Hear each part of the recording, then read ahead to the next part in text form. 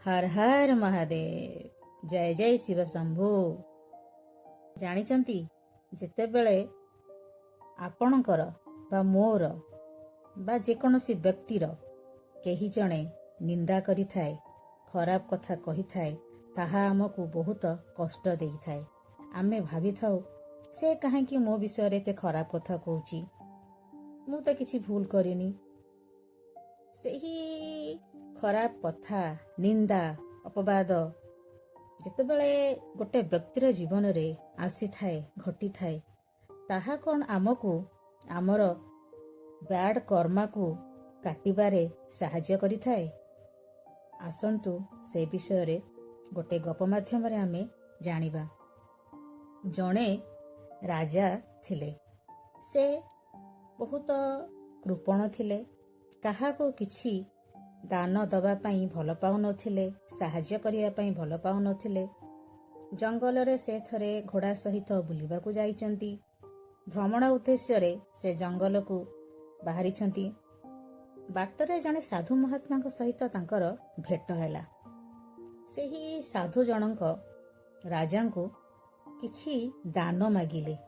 କହିଲେ, ରାଜନ, ମୋତେ କିଛି ଦାନ ଦିଅନ୍ତୁ, ଆପଣଙ୍କର ମଙ୍ଗଳ ହେବ। ରାଜା କହିଲେ, ମୁଁ ଆଜି ପର୍ଯ୍ୟନ୍ତ କାହାକୁ କିଛି ଦେଇନି, ମୋତେ କାହାକୁ କିଛି ଦାନ ଦେବାକୁ ଭଲ ଲାଗେନି, ମୁଁ କିଛି ଦେଇପାରିବିନି। ସେହି ସାଧୁ ଜଣକ ପୁଣି ରାଜାଙ୍କୁ ପ୍ରାର୍ଥନା କରିଛନ୍ତି ଯେ ଆପଣଙ୍କ ପାଖରେ ଯାହା କିଛି ଅଛି, ଆପଣ ଯାହା ମୋତେ ଦେବେ, ମୁଁ ତାହାକୁ ଖୁସି ଖୁସିରେ ଗ୍ରହଣ କରିବି। ରାଜା କହିଲେ, ମୁଁ ତ ମନା କରୁଛି, ମୁଁ ତମକୁ ଦାନ ଦେବାକୁ ଚାହୁଁନି, ତମେ ମୋତେ କାହିଁକି ବାଧ୍ୟ କରୁଛ? ସାଧୁ ଜଣ କହିଲେ, ସେମିତି ହେଇପାରିବନି, ଆପଣଙ୍କୁ କିଛି ନା କିଛି ମୋତେ ଦେବାକୁ ପଡ଼ିବ। ସେଠୁ ରାଜା କ'ଣ କରିବେ? କହିଲେ, ଇଏ ସାଧୁ ଜଣକ ମୋତେ ଛାଡ଼ୁନି।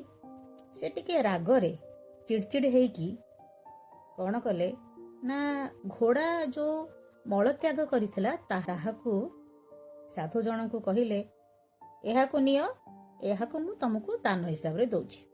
ସାଧୁ ଜଣକ ହସିଲେ ଏବଂ ଖୁସିରେ ତାହାକୁ ନେଇକି ତାଙ୍କ ବାଟରେ ଚାଲିଗଲେ।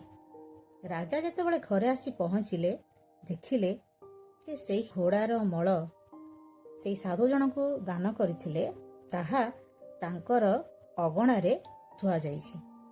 ତାହା ଦିନକୁ ଦିନ ଅଧିକ ସ୍ମେଲ ହେଲା। ସେହି ଯେଉଁ ଗନ୍ଧରେ ରାଜା ଜମା ରହିପାରିଲେନି।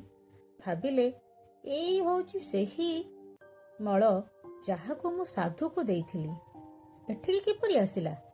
ସେହି ଦୁର୍ଗନ୍ଧଯୁକ୍ତ ମଳ ବିଶାଳ ଆକାରରେ ଚାରିଆଡ଼େ ମାଡ଼ିଗଲା।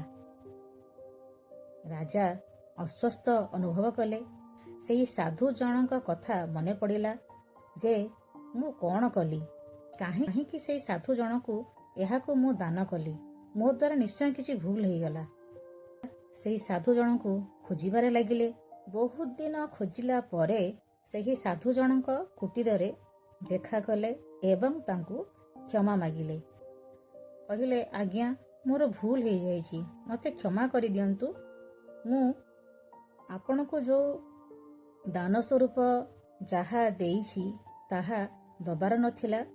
ଆପଣ କିଛି ଗୋଟେ କରନ୍ତୁ, ମୋର ଭୁଲକୁ କ୍ଷମା କରିକି ସେହି ଦୁର୍ଗନ୍ଧରୁ ମୋତେ ରକ୍ଷା କରନ୍ତୁ।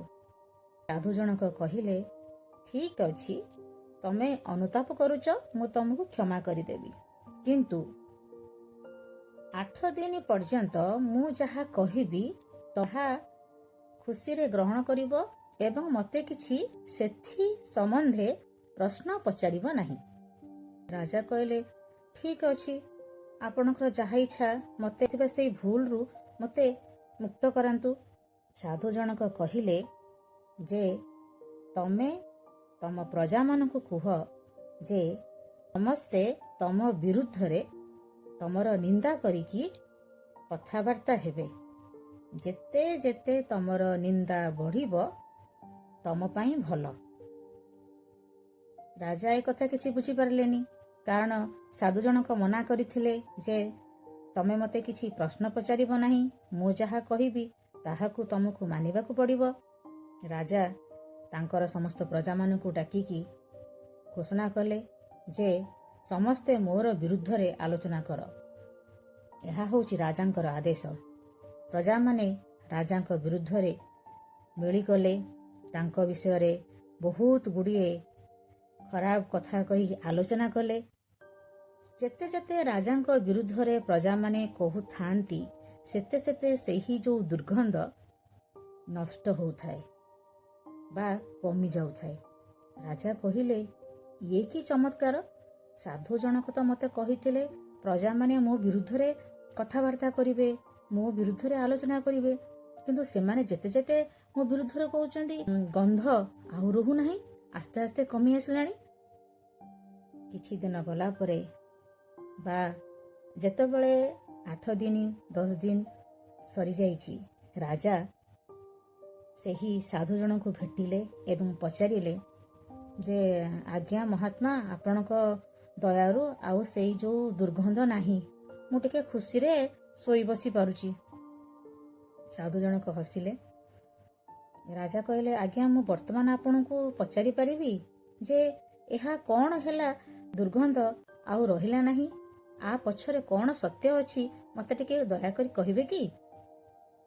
ସାଧୁ ଜଣକ କହିଲେ, ଦେଖ ରାଜା, ତମେ ଯେଉଁ ଭୁଲ ସବୁ କରିଥିଲ, ପାପ କରିଥିଲ, ଲୋକମାନେ ଯେତେବେଳେ ତମ ବିରୁଦ୍ଧରେ ଆଲୋଚନା କଲେ, ତମକୁ ଖରାପ କହିଲେ, ସେତେବେଳେ ସେମାନେ ତମର ପାପ କଟାଇବାରେ ସାହାଯ୍ୟ କଲେ ଏବଂ ଖରାପ କର୍ମରେ ସେମାନେ ମଧ୍ୟ ପାପରେ ଭୋଗୀ ହେଲେ। ତେଣୁ ତମର ପାପ ବ୍ୟାଡ୍ କର୍ମା ସେହି ଅପବାଦ ଦ୍ୱାରା, ନିନ୍ଦା ଦ୍ୱାରା କଟିଲା। ରାଜା ସେ କଥା ଶୁଣିକି ଆଶ୍ୱସ୍ତ ହେଲେ। ତାପରେ ରାଜା ତାଙ୍କର ରାଜପ୍ରସାଦକୁ ଫେରିଆସିଲେ। ସତରେ ଏହି ଗପରୁ ଆମେ କିଛି ଶିଖିବା ନା ଶିଖିବାନି? କହିବାକୁ ଗଲେ ମଣିଷ ଗପ ଶୁଣିଦେଲା ସତ, କିନ୍ତୁ ଯେତେବେଳେ ଅନ୍ୟ କେହି ଆମ ବିରୁଦ୍ଧରେ କହେ, ନିନ୍ଦା କରେ, ସହଜରେ ତାକୁ ଆମେ ଗ୍ରହଣ କରିପାରିବା? ସେହିଭଳି ସ୍ଥିର ହେଇ କିଛି ରିଆକ୍ସନ ନ କରିକି ତାହାକୁ ସହିପାରିବା? ସେତିକି ଆମ ଭିତରେ ସାମର୍ଥ୍ୟ ଅଛି? ସାମର୍ଥ୍ୟ ଥାଉ କି ନଥାଉ, ଗପରୁ ନିଶ୍ଚୟ ଆମେ ଇନ୍ସପିରେସନ୍ ପାଇଲେ। ଚେଷ୍ଟା କରିବା ଯେତେବେଳେ ଆମ ବିଷୟରେ କିଏ ଖରାପ କଥା କହୁଛି, ଆମେ ସେଥିରେ ମନ ଦୁଃଖ କରିବାନି, ଭାଙ୍ଗି ପଡ଼ିବାନି, ସେହି କଥାକୁ ନେଇକି ବିଚଳିତ ହବାନି। କାରଣ ପ୍ରତ୍ୟେକ ଜିନିଷ ପଛରେ କିଛି ନା କିଛି ଭଲ ଉଦ୍ଦେଶ୍ୟ ଅଛି।